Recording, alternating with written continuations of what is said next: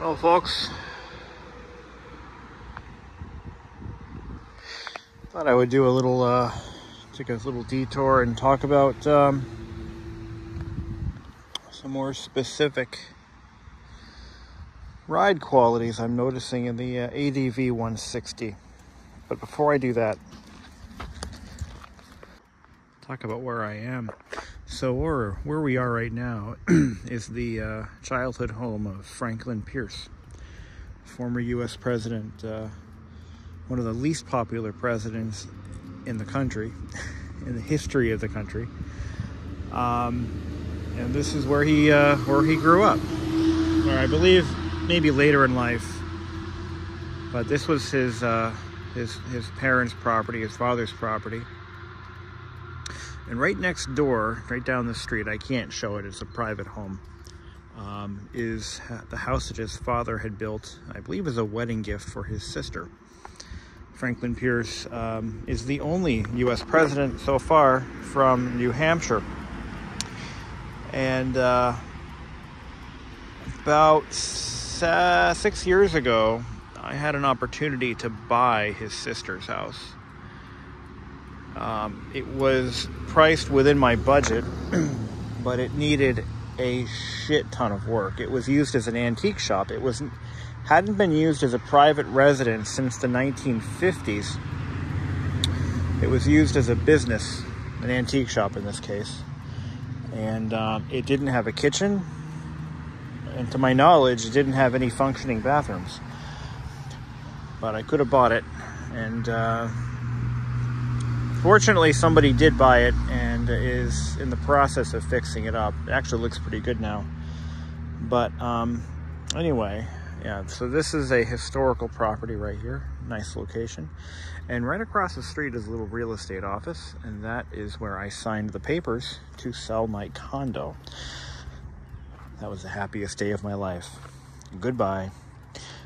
Now, back to the ADV160. So I'm putting some miles on it now. It's got almost 600 miles at this point. I think 550, 560. What are we at? We are currently at, let's see, 554. So we're getting pretty close to that first oil change mark, which I've already done the oil change halfway there. And that was to kind of flush out any debris, because any new engine will have that, and this is no exception. But I will be doing it again, and a final drive, drain and fill. We'll be doing that coming up very soon, and we'll do a video on that and see what comes out. It's not going to be pretty because it's all brand new. So the water pump issue, we need to talk about that water pump, because it's scaring a lot of people from buying one of these bikes. And while it's a concern, it definitely wouldn't have swayed me one way or the other. A water pump is replaceable very easily. And we're on, so let's go back and through succession of water pumps. So the one that it shipped with from Thailand was defective. It actually leaked right off the bat. The dealer replaced it, and that replacement pump was also defective. They say it might have been damaged in shipment. Possibly. The technician later told me that he says there was an issue with the casting. So it was, I don't even think they put that pump on the bike. They shipped it back and they got a second replacement pump from Honda. Now that pump actually leaked, again, pretty much right off the bat. It's almost as if it was from the same production lot as the original one. Now, I rode it around for about 100, 200 miles before I brought it back for this. Actually, I think I put more than that on it. And I brought it back and we got the pump that we have on here now. Now this pump probably has nearly 100 miles on it. And so far, no signs of leakage. Okay, got the light on there. Let's take a look. So, what we're looking at right now is the weep hole. The weep hole, see if I can get it in frame. It's right in the middle of the screen, right in the water pump there. Now, we don't see any residue of any kind. And that's actually what we're looking for. So a pump that is built properly will not have any residue in that hole, even when it's brand new. And that is the one difference between this pump and the other three. I know, it sounds bad, but doesn't have to be. So the technician who did the job, apparently he's well experienced and he's good at what he does, and he's seeing a pattern with this issue, and he decided to take in some investigating of his own. And what he found was it's possible that one of the O-rings in the pump was undersized. So with enough of these cropping up, Honda will be forced to reconcile this with the manufacturer of the pump. Honda doesn't make the pump. They build everything else, but not the pump. The pump comes from an outside vendor. Actually, that's quite common in the auto industry and in motorsports. So I think we have our little pump problem behind us. We've got plenty of coolant. It's staying where it belongs. And so far, so good. We've got plenty of miles on this pump now to where I can confidently say that this issue is now put to bed.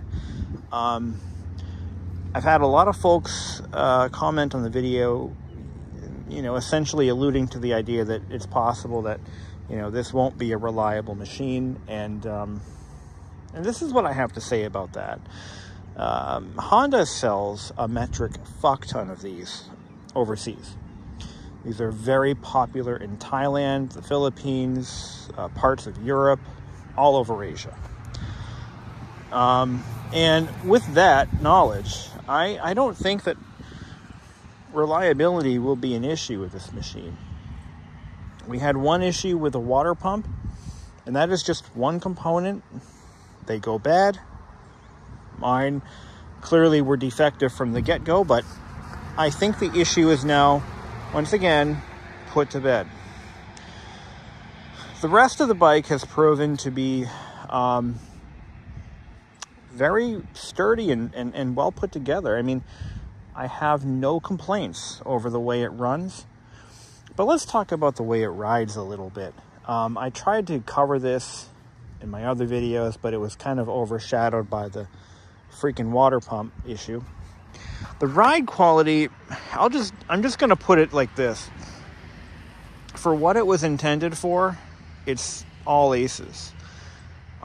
This is not a highway cruiser. Period. It is not built for that. The short wheelbase and the relatively high center of gravity makes it kind of squirrely. Now, I've had it up to 70 miles an hour. It felt okay, but it was not, I didn't feel confident that that would be a good steady speed for this machine. I would say that the bike is built to sustain comfortably without stressing it out too much. In my opinion, I'd say 60 miles an hour. 65, but yeah, it'll do 70. Yes, it will. Is that a comfortable cruising speed? Absolutely not. But it'll do it. Where you really start to feel it is when you get some headwind. And I had this issue to a lesser extent with my Helix. Now the Helix, if you're not familiar with the Honda Helix, the CN250, the Spazio, or the Fusion, it's low to the ground, it's long, and you're in a reclined position. Now with the Honda Helix, it has a full windshield, and it is squirrely to an extent, but not like this. Because of its lower center of gravity and longer wheelbase, it really does a lot better in higher speed runs. This bike, however, is really nice around town. If you live in the country, I'm in Hillsborough, New Hampshire. I don't think that's, I mean, you can look it up, Franklin Pierce Homestead, right on the corner of Route 9 and 202. That's where I am right now. You know, over here, this is a great bike for these windy roads. It does a nice job in carving the corners pretty nicely. It's smooth. Acceleration is smooth. God, I have no complaints about any of that. My complaints are really with if you're doing a lot of touring or higher speed rides, anything above 55 miles an hour, it's okay, but it's very squirrely. This is a comment my dad actually made when he rode it for the first and so far only time. But everything else, I think you'll be happy with. And I have one viewer in particular who's on the fence about buying one, or did he buy one? I don't know. As long as you understand its limits, its limitations. Now, the U.S. version, and somebody argued with me on this for some reason, the U.S. version does have a single-channel ABS system. What I do not know, and I haven't bothered to look up, is if the European and Asian version is a dual channel or single channel ABS.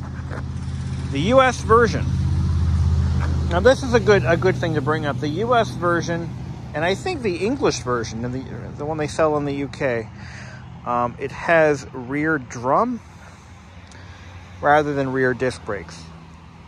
Now, let's think this through logically. Now, I've put some miles on this bike. I kind of get a feel for what it can and cannot do. And I don't think that having rear disc will make anything better, unless that rear disc also features anti-lock brakes system built into it. So a dual channel ABS. And I say this because you're not going to skid out with a rear drum. Like, I think they put the rear drum in there to reduce the rear braking power, because most of your braking is in the front. Having actually nearly spun out on a bike with rear drum, that was foot powered, it locked up, I panic braked. It was when I was first learning how to ride. Locking up your rear wheel is absolutely terrifying, because you're done. If you lock up that rear wheel, you're done. You're going down. And if it had rear disc, it might have just a little more braking force, and for a novice rider, that could be a bad thing. I'm just speculating here. I mean, there's got to be a logical reason as to why they did this. And by doing it this way with a rear drum, you're actually saving costs. It's cheaper to build a bike with a rear drum brake, without ABS, without all the hydraulics or anything in the reservoir. And as a side of that, you really would have to, you'd have to grip this handle with the jaws of life to get this wheel to lock up. So you negate the need for a rear wheel ABS. Just a speculation. I can't think of any other reason why Honda would do it that way, but bottom line, you're not going to miss it. Rear discs are nice, but rear drums last forever. That's another thing to consider. You know, that drum brake will outlast the bike. Full stop. Pun intended. I've owned several other Honda bikes, and they all had rear drum, and never had a single issue with any of them. I never had to replace the shoes or the wheel. Yeah, about that. So the rear wheel has the drum built in, and you'll never wear it out. So am I upset about that? No, not at all. Just keep it adjusted. Read the manuals, keep it adjusted, and you're fine. Now, one of the complaints I think will be I will have with this bike as it ages is the key fob system. I don't have any particular issue with it at the moment, but I feel like it is a failure point that is entirely unnecessary. I have this keychain because I actually rode a scooter in Bermuda, so I have the right to have that, okay? No, but seriously, this key fob, it's going to get lost. It's going to break. I don't like it. But that is the way of the future. And Honda is embracing the future. Good for Honda. But I think it's stupid and unnecessary. I'd rather have an ignition switch. That's all. Just my personal preference. I'd rather have an ignition switch. But everything is electronic these days. But one nice thing about it is, well, let's see what happens if I turn it on. Okay, if I leave it in the unlocked position and I shut my key off,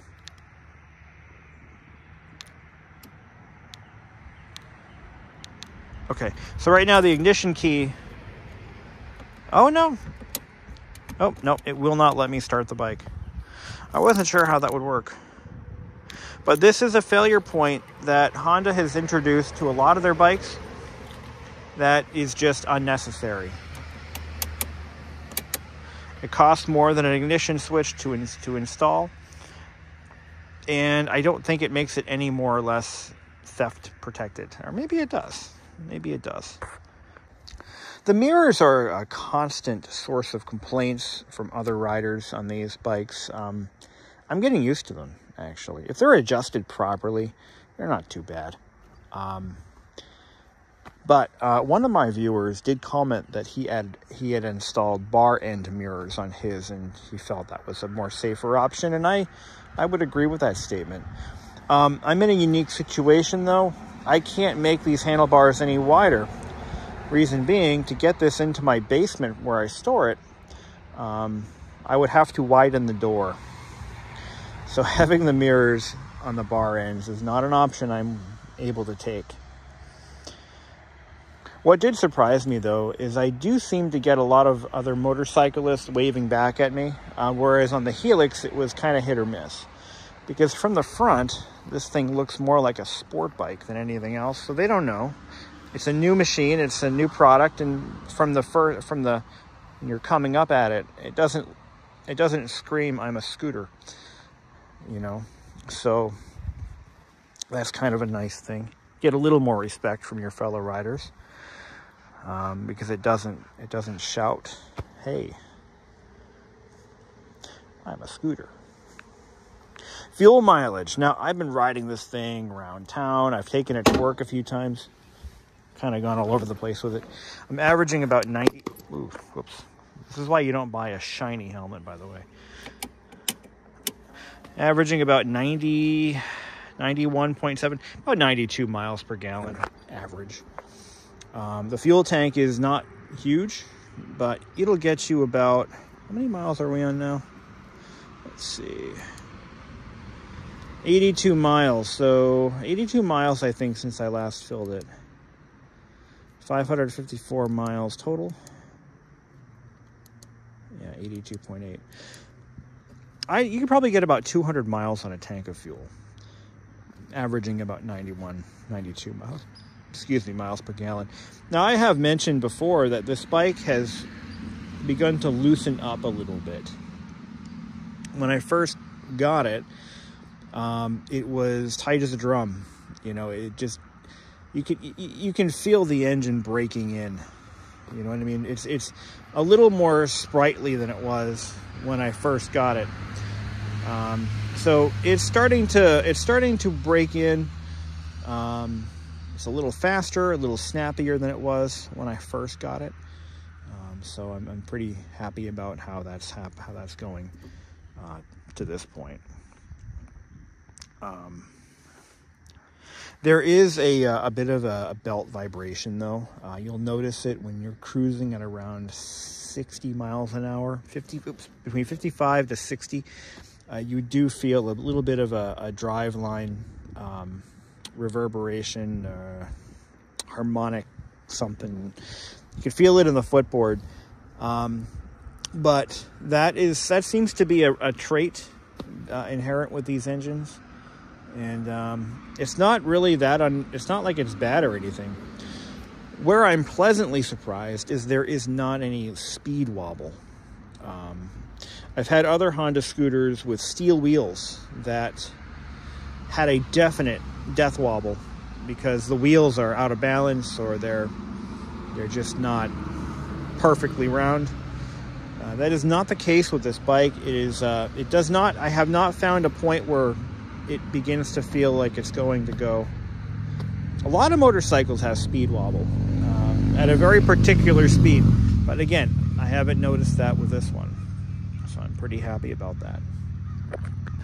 But overall, I mean, honestly, Honda did a damn good job designing this bike, putting it together.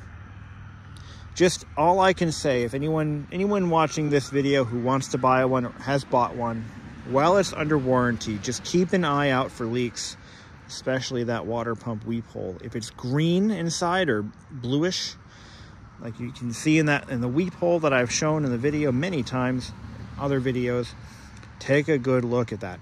If you see residue of coolant or anything dripping out of it, wet or dry, definitely get it taken care of, because that is a warranty issue and they need to fix it.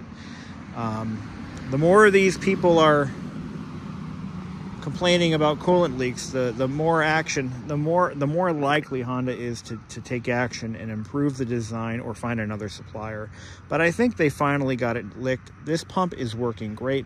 No leaks, no seepage, nothing. And that makes me happy, because I can finally stop worrying about it. Anyway, it's getting kind of late. I'm going to get back on the road. Just wanted to share with you guys my thoughts and any updates. I can't think of anything else to talk about here. Oh, the new 2025s, I think I mentioned in my last video, they are actually a bluish, like an aquamarine color. It's a very nice color, but I'm gonna stick with the red. I actually kind of like it, but the new one, so the new paint job is a glossy finish rather than a matte finish. So if you were hoping out, if you're holding out for a matte gray or red ADV160, oh, you know what? The gray one is still out, and it is in fact a matte finish. So yeah, the gray is matte, but the bluish color, that's a glossy finish. But I actually really like the red. I know some people hate it. I like it. It kind of looks nice. I like it. Not because I own one, but I like it. I think it looks good. All right, I better get back on the road.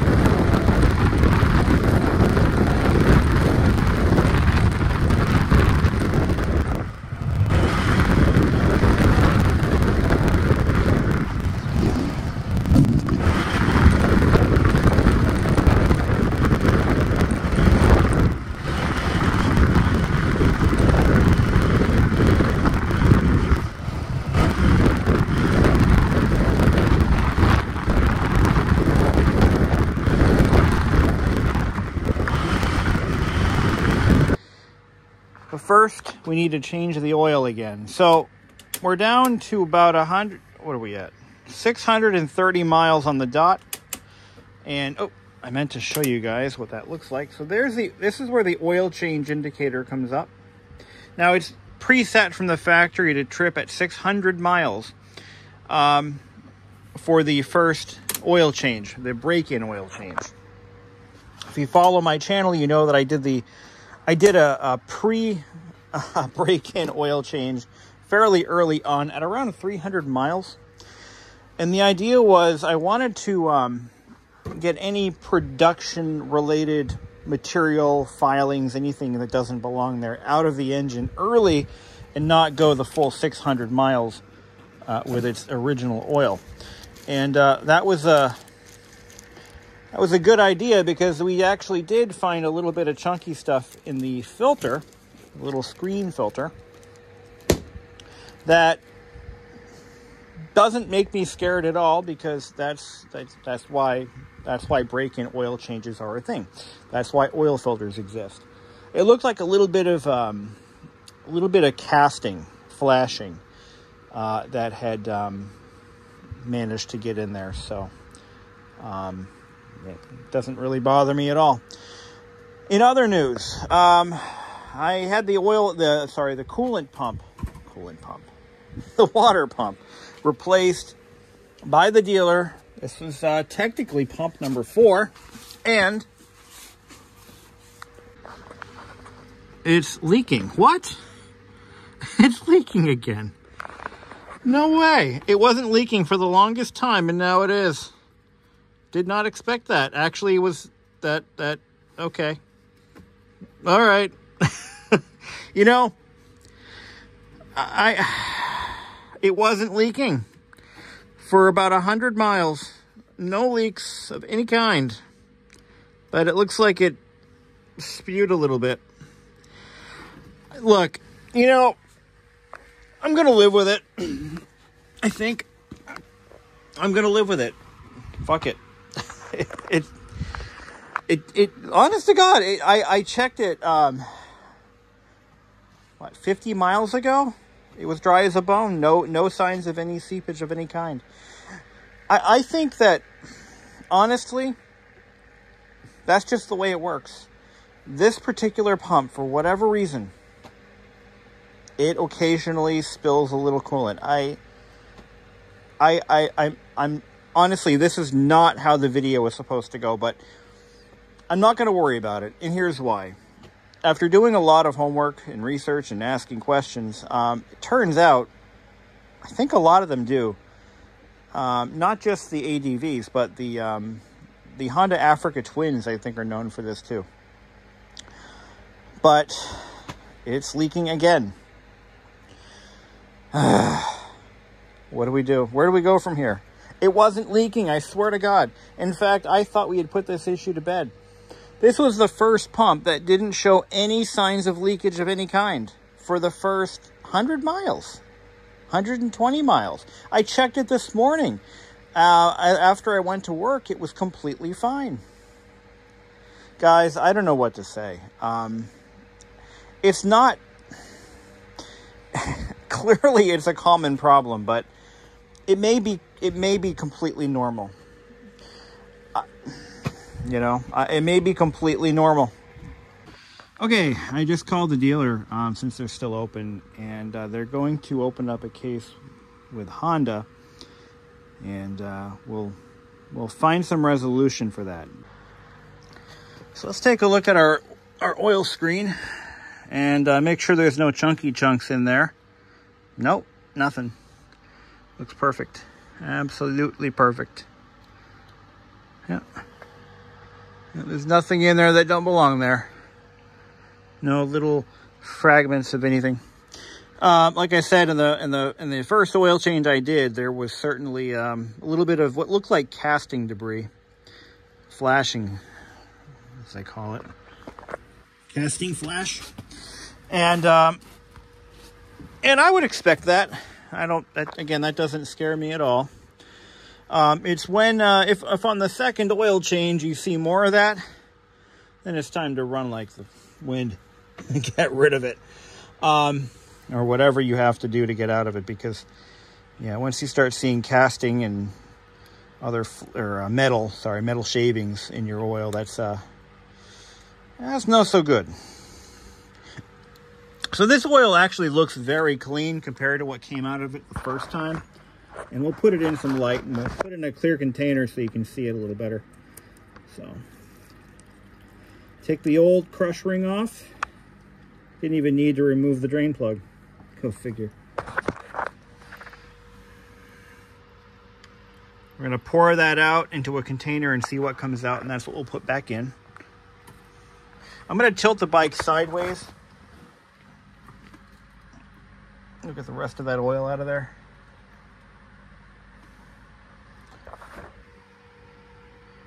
As much of that out of there as we can. So what we're putting in is a synthetic oil, HP4S, which is Honda's high-performance synthetic, 10W30. Get all that out of there. We'll get a look at it with with a flashlight and see what kind of sparklies. There's probably going to still be a little bit of break-in debris in that oil, simply because we changed it so early. And I did that to give the engine a better shot at, you know, a proper break-in versus excessive wear from, you know, new engine debris. So this little beehive spring goes on like that, just like last time. And we'll get our cap on there. Where did I put the cap? Would be nice if I could use my garage for this, but yeah, there's just no room in there to work. I'm not sure if I'm going to store this bike in the garage or the basement for the winter, but either way, I'll figure it out. Where did... Oh, my cat fell in the oil. There she is. Yeah, there's nothing scary in there.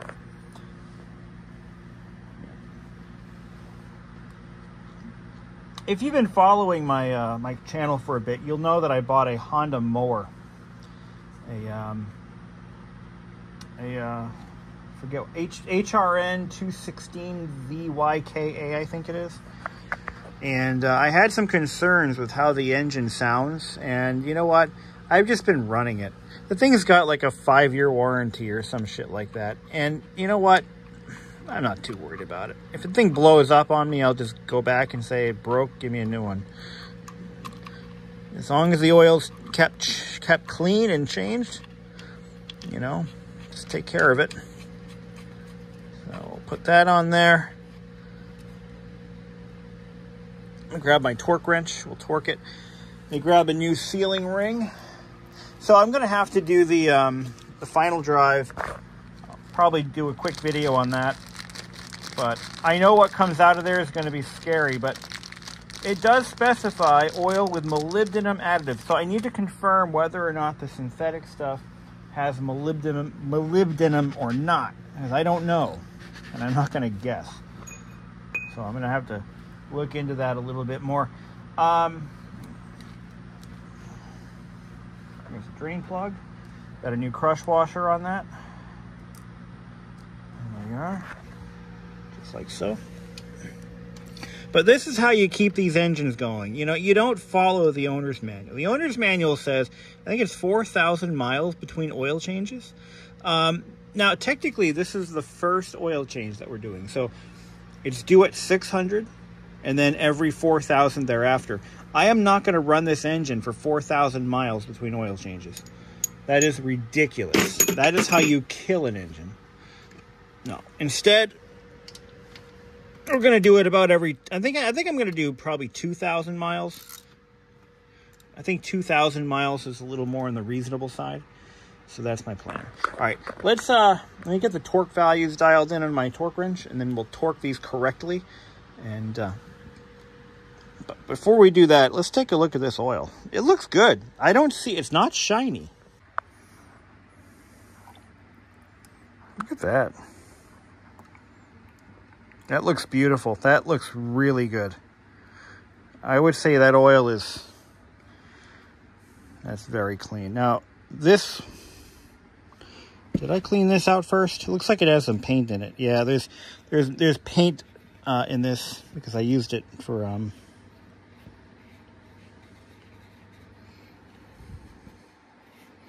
so that better be paint. I think it's paint. Yeah, this had some, it's all over it. See, for a second I got scared. I'm like, oh my god, there's aluminum in there. Anti-seize. No, that's paint from when I used it for it was sitting on that cart right there, and I was painting some stuff on that cart. So it looks like we've got just about 24 ounces, a little over 24 ounces of oil in there. Fills this thing right up. All right. Okay. We're using a torque wrench.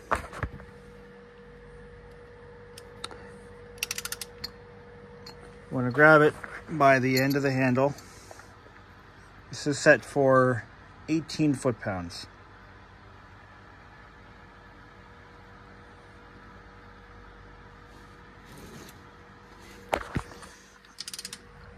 Okay. That's it.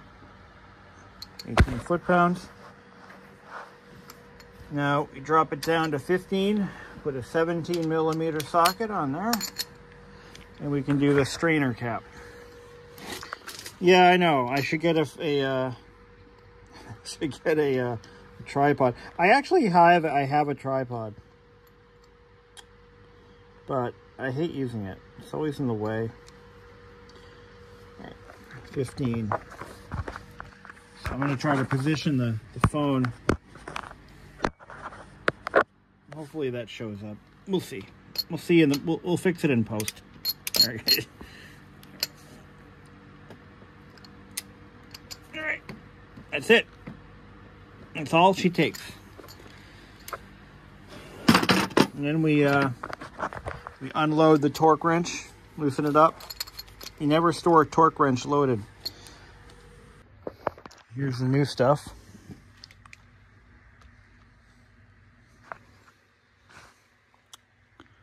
Has a greenish tint to it when it's freshly poured. So I looked at my bottle of GN4, and it claims it's good for 2-cycle gearboxes and final drives. Whatever. There's my funnel. We'll fill her up. So like I said, I'm not going to ignore this problem. I'm going to, do what I have to do as a consumer to take care of my end of the bargain. I do love this bike. I've really grown. It's growing on me, It's not my Helix, and nothing will replace the Helix. But it's good at what it does. I have no real complaints about the build quality. Otherwise, we're really the ride quality. And again, most of the people watching these videos are going to be folks who either already own or are considering buying an ADV here in the US. And I don't want to discourage those people. I really don't. But again, you gotta try to pour this oil without spilling it everywhere. There we go. But you gotta take care of it. You gotta keep an eye on things, especially on a new bike or a new vehicle. In a time when I feel like quality is slipping across the board, no matter what you buy, whether it be a cheap scooter or a very expensive car. Quality isn't what it used to be. Bottom line, quality just is not what it used to be. In the 1980s, you could buy for about $1,000, or maybe a little more than $1,000. You could buy a brand new Honda, Elite 80 or 150 or whatever, and you could expect between 50 and 100,000 miles out of that engine before anything went sideways. We don't live in those times. You know, there isn't a brand out there that's really better than Honda.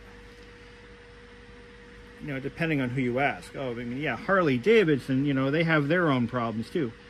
You know, but every motorbike manufacturer has their strengths and weaknesses. At 24 ounces, what we put out, what we pulled out, what we put in is about the same, and that's good. And we're pretty much right up there on the dipstick. I'm gonna add just a drop more, just to get it. I don't want to overfill it, but I also want it to be,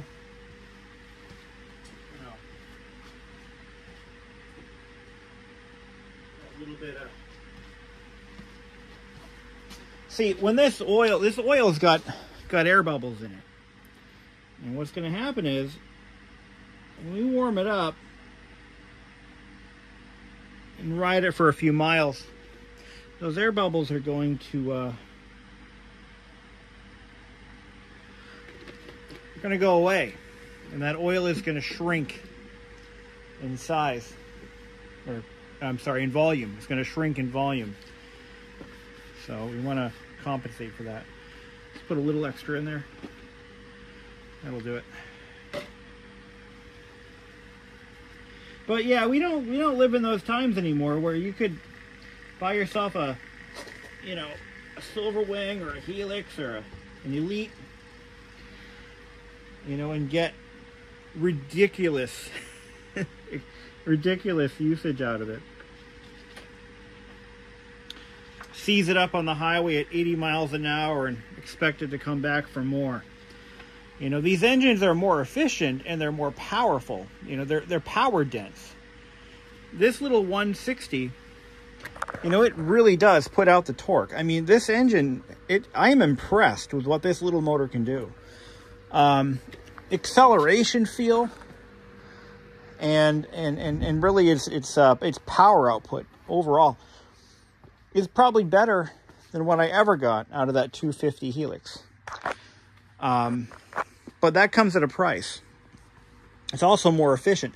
92 miles per gallon I'm getting out of this thing on average, which just is mind-blowing. It's absolutely mind-blowing. That's a lot. That's a very efficient engine. The fuel injection in these new motors, when it's working correctly, and it should be, you know, there's no hesitation. There's no, you know, it starts and runs the same way every day. Predictably, that is. You know, no hiccups, no misfires, nothing. No hesitation, no nonsense, no drama. And at the same time, if you skip out on maintenance, it's going to cost you dearly. And if you're not vigilant and keeping an eye on your oil levels, keeping an eye on your coolant situation, game over.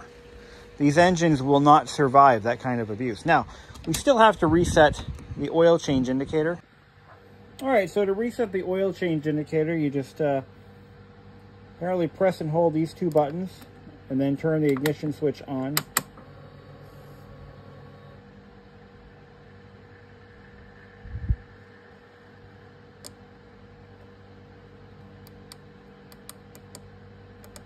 All right, let's try that again. I think I fucked up.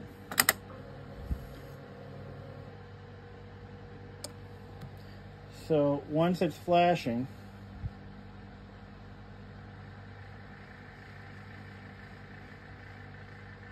press and hold the left or the right. There we go. It's reset. Oh, 4,000 miles is the default range. So between changes. So we have just completed our first real oil change. All right, guys. Well, I finally heard back from the dealer. They did reach out to Honda. They explained the situation, and Honda's service rep had stated that the water pump in this bike can be expected to leak for the first couple of 100 miles. as the seal breaks in. It's not a rubber seal. Water pump seals are often mechanical on motorcycles anyway. It's a mechanical seal. It's two hard surfaces, ceramic and a stainless steel surface, that rotate together against each other and will eventually wear in and should eventually stop leaking. But it could take a few hundred miles. That is Honda's statement. So the leaks that I'm experiencing are obviously completely normal, although some may leak, some may not. It depends on riding conditions. I find this thing only leaks when I go on long trips, when it really gets up to temperature. I live in New Hampshire. I don't live in Florida, but it is nevertheless fairly warm up here right now. Not that that has anything to do with it. Somebody commented on that saying, "You probably live in the desert, asshole." No, I don't live in the desert, and I'm not an asshole, but thank you for commenting. So eventually it should stop leaking. Clearly, we've replaced the pump enough times to know that, you know what, it's not a matter of a defective pump. It's just, let's just let the process work. It's not an expensive part. If I have to replace it outside of warranty, it's not the end of the world. But the service advisor, or the service manager at my local dealer, did say there's one thing that he thought of, and I really I'm going to go with it because I think that might be the problem. It may have been the whole time. The radiator cap may be defective, and it's not releasing pressure and bleeding over to the overflow tank when it's supposed to. You know what? That makes a lot of fucking sense. That radiator cap could be sticking intermittently, causing this random leak, and that may have been the issue the whole time. So he said he would order a new cap, and I'll put it on myself. I told him, if you order the cap, I'll just put it on myself and be done with it. I mean, I think that's a win-win situation. That's probably the issue and has been this entire time. Now, I also want to clear the air with as regards to the dealers. Now, there's the general public has a hatred for dealers, whether it be a car dealer, a motorcycle dealer, anyone who's in the business of selling goods for profit seems to be the target of a lot of ire. And rightfully so. There are a lot of shady dealers out there. The one I bought this one from has never wronged me in the past. They've always treated me well. I trust them. I really do.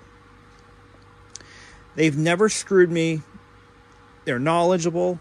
It's a family-owned shop. It's not some corporate faceless Honda, whatever. I'm dealing with people who seem to care about their jobs and care about their customers. I have never had a bad experience there. That's why I bought the bike from that dealer versus another one that is a corporately owned dealer. That having been said, they've done nothing wrong. They followed the book when they diagnosed it. They did admit they don't have a machine or a device to test the cap.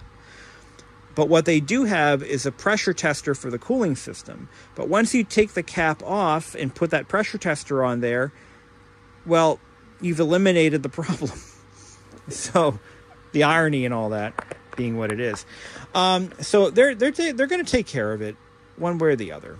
Another commenter suggested I just get my money back. I'm like, well, gee, I didn't think of that. Why don't I just get my money back? Well, here's why. It's a motor vehicle. It may be a scooter, but it falls under the same rules, regulations, and laws that my Mazda CX-5 falls under. And with motor vehicles, it's not a matter of just bringing it back and saying, give me my money back. No. At least I bought it new. Had I bought it used, out of warranty, I'd be completely on my own. Okay? If this thing was a year old, on my own, out of my ass, dealing with it myself at my own expense. But because I bought it new, I do have a warranty from the manufacturer. And because I have a manufacturer's warranty, it would fall into a lemon law type of a claim. Lemon law in New Hampshire does protect motorcycle owners just as it does automobile owners. But it's not a matter of, you fixed it 3 times and it's still broken. so just write me a check. No, it doesn't work like that. I would have to hire a lawyer. Yes, a lawyer to get the process started, because it's a legal transaction. It's a legal thing. It involves courts and lawyers. It could go to court if it were a lemon law claim that I wanted to pursue. I don't want to deal with that. Rather, I will just handle it the way I'm handling it. We're going to try a new cap, and we're going to see what happens. That cap could be intermittently locking up. It's possible. What surprised me, though, is if I were to buy that cap, that is a $65 radiator cap. It costs more than the goddamn water pump. Imagine that. But anyway, no, this is how we're going to handle it. And I think it's worth fixing. I think it's worth correcting whatever the problem is, if there is, in fact, a problem. And the dealer, again, has done everything professionally. They've handled it promptly. They've taken care of me. I have no beef with the dealer. I just want to clear that up. I know my legal rights, and I know I don't want to use them if I don't have to. So I love this bike. I want to keep it. I want to ride it for years and years and years, but I just need to put that little problem in the rearview mirror. And I think now that we have a word from Honda, I think I'm okay with that. And if it continues to be a problem, I will deal with it accordingly. But for now, I think we're going to take a break from ADV160 videos. I'm going to try to enjoy this thing a little bit, commute with it, take it to and from work, and use it for what I intended to use it for. So that's my plan, guys. I thank you all for your support and advice. But just like anything today, they don't build things like they used to. But Honda is still top tier as far as I'm concerned when it comes to motorbikes and quality of construction, quality of engineering. Honda is still top tier. There just isn't anything better than a Honda. Suzuki, perhaps. The Japanese makes. You won't catch me dead on a Royal Enfield. I'm not sure I want something that was made in India. But anyway, I wouldn't buy a Harley for the same reason. But anyway, that's all I got for you guys. Thank you for watching. And again, don't let my issues just detract from your... Don't let my experience alone steer you away from an ADV160 or a PCX160, because I feel that this is one of the most minor issues you could ever really have with a motorbike. If that's the only thing that's wrong, it's not a big deal. And we'll get through this. Until then.